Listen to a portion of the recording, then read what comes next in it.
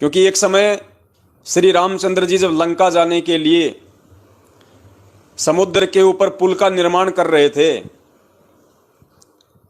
तो रामचंद्र जी चेक कर रहे थे कि भैया बैठे हुए थे वहां पे और अपने हाथ से पत्थर उठा उठा के पानी में डाल रहे थे। तो पत्थर उठाया, पानी में डाला, वो डूब गया। दूसरा उठाया, डाला, वो भी डूब गया।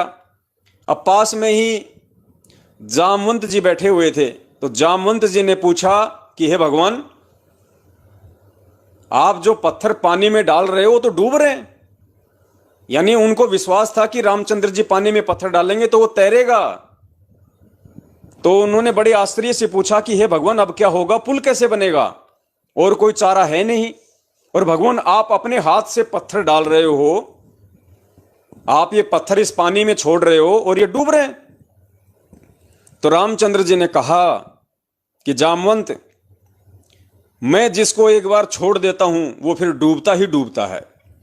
जिसको मैंने छोड़ दिया, अर्थात राम ने जिसको छोड़ दिया, वो डूबेगा ही डूबेगा, उसका बचाने वाला कोई नहीं धरती पे।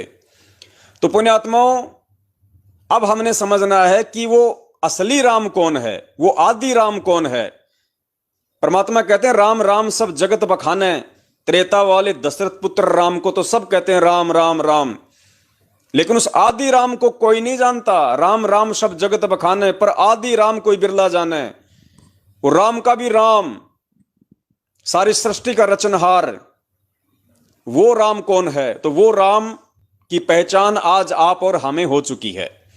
हमारे पूज्य गुरुदेव जी वो राम हैं, वो कबीर हैं, जो आज सतगुरु रामपाल जी महाराज जी के चोले में धरती पे प्रकट हैं। तो पुण्यात्माओं, बरवाला कांड के बाद जब परमेश्वर ने मीडिया को यह कहा कि राष्ट्रीय समाज सेवा समिति मेरी नहीं है, आपके ऊपर इतने इल्जाम है सर, आपके ऊपर इतने इल्जाम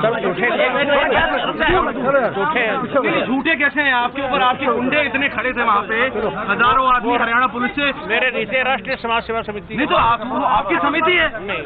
अरे आप राष्ट्रीय समाज सेवा समिति मतलब सतलोक आश्रम मैनेजमेंट हरियाणा, क्योंकि इन्हीं लोगों ने आश्रम में एक समिति बनाई थी और यही लोग उसके मेंबर थे। तो चाहे उसे सतलोक आश्रम हरियाणा कहो, चाहे उसे राष्ट्रीय समाज सेवा समिति कहो, एक ही बात है। और गुरुदेव ने स्पष्ट रूप से कह दिया कि राष्ट्रीय समाज सेवा समिति मेरी नहीं है।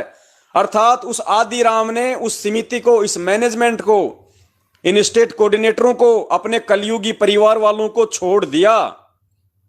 ये शब्द कह के पूज्य गुरुदेव जी ने उनको छोड़ दिया, उनको त्याग दिया।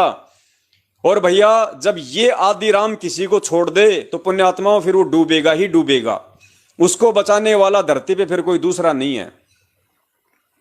तो इनका तो जितना जल्दी आप साथ छोड़ दोगे उतना फायदा है। तो जब गुरुदेव ने इनको छोड़ दिया, ये डूब चुके हैं, तो पुण्यात्माओं इनके पास कहां पे गुरुदेव का असली चरणामृत होगा, कहां इनके पास में गुरुदेव जी का असली प्रसाद होगा। तो इस विषय पे अगर समय बचा तो हम बाद में बात करेंगे।